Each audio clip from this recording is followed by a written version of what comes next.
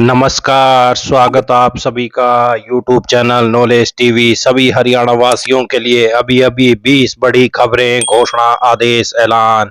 क्या है पूरी अपडेट, आइए देखते हैं। हरियाणा की हर छोटी से बड़ी योजना, घोषणा, आदेश, फैसला सभी की जानकारी के लिए चैनल को सब्सक्राइब करना ना भूलें।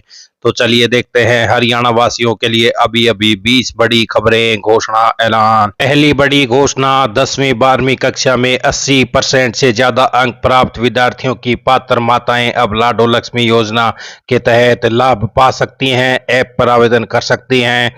तो राज्य के सभी जिला शिक्षा अधिकारियों को आदेश जारी कर दिया गया है। दीनदयाल लाडो लक्ष्मी योजना, जिन बच्चों ने कक्षा 10वीं 12वीं में 80% या उससे अधिक अंक प्राप्त किए हैं, सभी राजकीय विद्यालयों को सूची तैयार करने के आदेश दिए गए हैं। पात्र माताओं को 2100 रुपए हर महीने मिलेंगे। तो ये बड़ा आदेश जारी कर दिया गया है। आइए अगली बड़ी घोषणा देखते हैं। केंद्रीय ऊर्जा मंत्री ने राज्य में प्रीपेड मीटरिंग प्रणाली के क्रियान्वयन की समीक्षा करते हुए निर्देश दिए कि इसे चरणबद्ध तरीके से लागू किया जाए।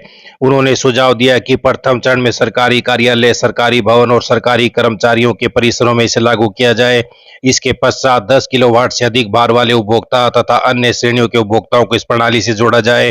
तो वहीं ऊर्जा मंत्री अनिल विज ने कहा कि भविष्य में प्रदेश के सभी नए उपभोक्ताओं को स्मार्ट मीटर उपलब्ध कराए जाएंगे। उन्होंने बताया कि स्मार्ट मीटर आधुनिक तकनीक से युक्त हैं तथा सौर ऊर्जा प्रणालियों के साथ एकीकृत होने की क्षमता रखते हैं। तो ये बड़ी अपडेट, बड़ा आदेश जारी। हरियाणा में नए बिजली उपभोक्ताओं को मिलेंगे स्मार्ट मीटर।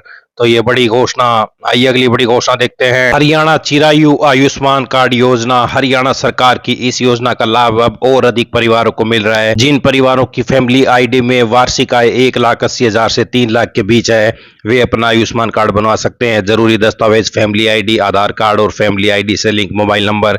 इस योजना का लाभ लेने के लिए 1,500 की फीस जमा करनी होती है, जिसके बदले आपको पूरे 1 साल के लिए मुफ्त इलाज की सुविधा मिलती है। आइए अगली बड़ी घोषणा देखते हैं। कोर्ट क्लर्क में 1,265 पदों पर भर्ती। पंजाब हरियाणा हाई कोर्ट चंडीगढ़ ने क्लर्क के 1,265 पदों पर भर्ती हेतु नोटिस जारी किया। इच्छुक और योग्य उम्मीदवार जल्द आवेदन करें। तो ये 18 से 42 वर्ष तक की आयु के आवेदन कर सकते हैं। कुल पद 1,265। तो वही अंतिम तिथि 23 जून 2026। तो ये बड़ी अपडेट। पोस्टिंग होगी डिस्ट्रिक्ट एंड सेशन कोर्ट्स में, सबऑर्डिनेट कोर्ट्स में।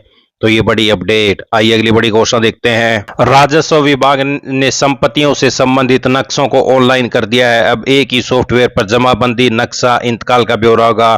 कोई भी व्यक्ति वैध अवैध कॉलोनियों से लेकर संपत्ति पर ऋण बकाये की जानकारी भी आसानी से हासिल कर सके। विभाग की इन सेवाओं का लाभ मुख्यमंत्री की ओर से योजना का शुभारंभ करने के बाद आम लोगों को मिलना शुरू हो जाएगा। राजस्व विभाग के ब्यौरे के अनुसार प्रदेश के सभी 23 जिलों में 7,103 गांवों और सभी 143 तहसीलों की 1,70,00,000 संपत्तियों का ब्यौरा ऑनलाइन कर दिया है। अभी तक प्रतिदिन पटवार खानों में पटवारी फर्द, इंतकाल, नकल आदि का ब्यौरा रोजनामाचा में ब्यौरा दर्ज करते हैं। इस सेवा की औपचारिक शुरुआत के बाद पटवारी प्रतिदिन सारा रिकॉर्ड सबसे पहले राजस्व विभाग के सॉफ्टवेयर पर दर्ज करेंगे। इसी तरह से जो व्यक्ति संपत्तियों पर ऋण लेते हैं, उनका ब्यौरा भी इसी सॉफ्टवेयर पर पटवारी अपडेट करेंगे। संबंधित संपत्ति पर लिया गया ऋण चुकाया गया है या नहीं, इसकी जानकारी भी आसानी से मिल सकेगी। मुख्यमंत्री नायब सिंह सैनी से इस सेवा का शुभारंभ करने के लिए समय मांगा गया है। योजना का शुभारंभ होने के बाद लोगों को इसका लाभ मिलना शुरू हो जाएगा। भू मानचित्र ऑनलाइन होने से लोग खसरा और किला नंबर के माध्यम से जानकारी बगैर तहसील जाए ही प्राप्त कर सकेंगे।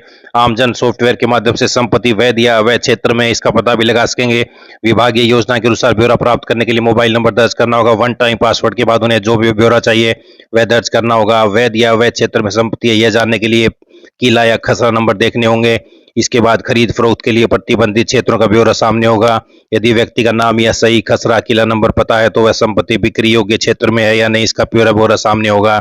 इसके साथ ही लाल डोरे के दायरे में शामिल और बाहर के क्षेत्रों में आने वाली संपत्तियों का भी ब्यौरा हासिल किया जा सकेगा। तो प्रदेश में 1,70,00,000 संपत्तियों के नक्शे किए ऑनलाइन।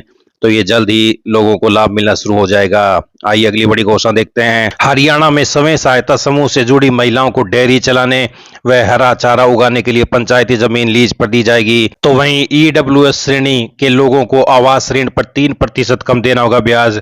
अधिकारी ने बताया कि हरियाणा कोऑपरेटिव हाउसिंग फेडरेशन के माध्यम से शहरी क्षेत्रों में ईडब्ल्यूएस श्रेणी के परिवारों के लिए आवास बनाने हेतु प्रति परिवार 12,50,000 रुपए का ऋण उपलब्ध कराया जाता है। इस पर संबंधित परिवार को 7% साधारण ब्याज अदा करना पड़ता है। मुख्यमंत्री ने कहा कि कम आय वर्ग के ऐसे परिवारों को राहत देने के लिए ब्याज की दर को 7% से घटाकर 4% कर दिया जाए। तो महिलाओं को डेयरी चलाने और हरा चारा उगाने के लिए लीज पर मिलेगी पंचायती जमीन, 4% देना होगा कमजोर वर्ग के लोगों को आवास ऋण पर ब्याज।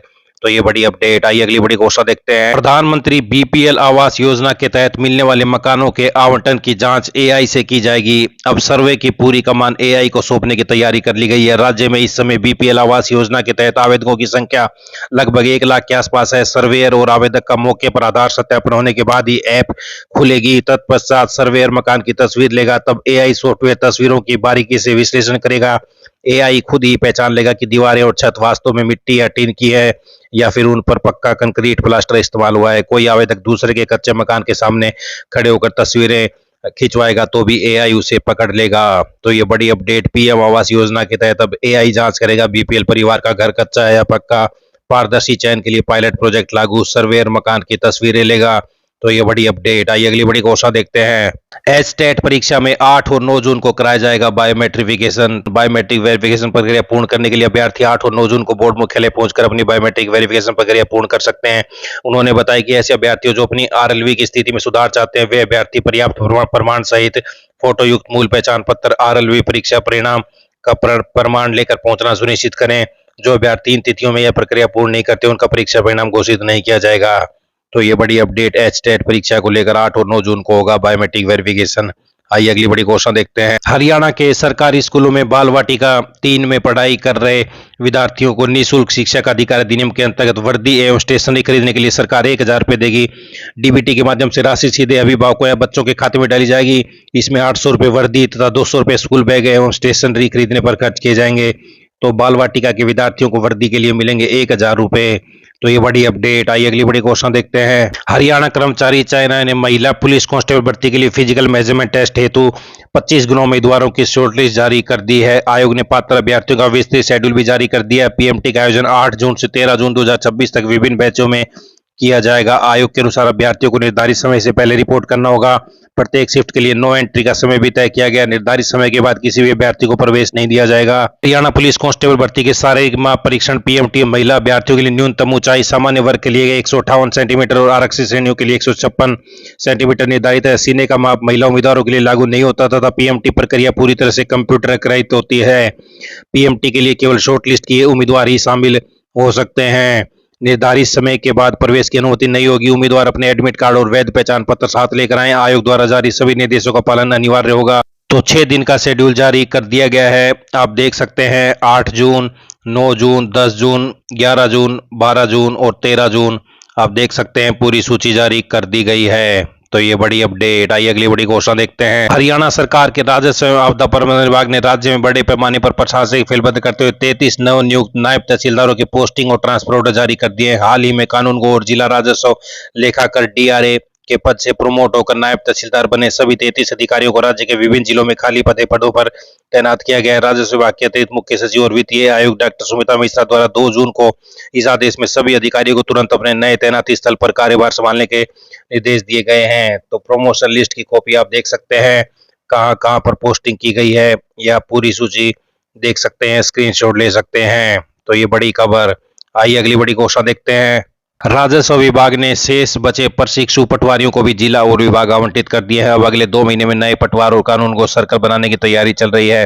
प्रदेश में 2691 से बढ़ाकर पटवार सर्कलों की संख्या 5077 करने की योजना प्रस्तावित है। पटवार सर्कल बढ़ाए जा रहे हैं तो कानून को सर्कल भी बढ़ाए जाएं, तो ये मांग है। काम का बोझ कम करने के लिए 5 से 6 पटवार सर्कल पर 1 कानून की तैनाती की मांग की गई है। अपडेट शेष बचे पटवारियों को भी आवंटित किए जिले। आई अगली बड़ी घोषणा देखते हैं। हिसार सर्कल में पीएम सूर्यघर मुफ्त बिजली योजना को रफ्तार देने के लिए बिजली निगम ने तेजी से कदम उठाने शुरू कर दिए हैं। अब उपभोक्ताओं को पंजीकृत मोबाइल नंबर के व्हाट्सएप नंबर पर सोलर कनेक्शन की खूबियों के पोस्टर भेजे जाएंगे ताकि इसे पढ़कर उपभोक्ता सोलर कनेक्शन लेने में रुचि दिखाएं। तो मोबाइल पर भेजेंगे सोलर कनेक्शन खूबियों के पोस्टर। हिसार सर्कल से बड़ी अपडेट आई। अगली बड़ी घोषणा देखते हैं। भिवानी से बड़ी अपडेट। प्रधानमंत्री स्वनिधि योजना के तहत जिले में 30 जून तक विशेष ऋण शिविर आयोजित किए जाएंगे। डीसी ने बताया कि आवास और शहरी मामलों के मंत्रालय के निर्देशानुसार यह अभियान चलाया जा रहा है। योजना के सफल 6 वर्ष पूरे होने के उपलक्ष्य में पूरे जून माह विशेष अभियान संचालित किया जा रहा है। तो प्रधानमंत्री स्वनिधि योजना के तहत 31 नई ट्रेन जोड़ी गई हैं। तो जून महीने के लिए शेड्यूल भी जारी कर दिया है। ये आप देख सकते हैं भिवानी जिले से। तो ये आप देख सकते हैं जून महीने में भिवानी जिले में शेड्यूल जारी कर दिया है। विशेष शिविर लगेंगे प्रधानमंत्री स्वनिधि योजना के तहत। हरियाणा में महिलाओं के लिए जिला अस्पतालों में महिला क्लिनिक खोले जाएंगे, जहां सिर्फ महिलाओं का इलाज, काउंसलिंग और जांच होगी। अभी यह व्यवस्था अस्पताल की मौजूद बिल्डिंग में होगी। इसके बाद परिसर में अलग से ब्लॉक बनाया जाएगा। तो महिलाओं के इलाज जांच के लिए खुलेंगे महिला क्लिनिक। अस्पताल में साफ सफाई और सुरक्षा पीपीपी मोड पर होगी। बाहर से दवा लिखी तो कार्रवाई। बड़ी अपडेट। तो ये सभी हरियाणा वासियों के लिए बड़ी खबरें, घोषणा, आदेश, ऐलान, पल पल की अपडेट मिलती रहेगी। चैनल को सब्सक्राइब जरूर कर लें। बहुत बहुत धन्यवाद।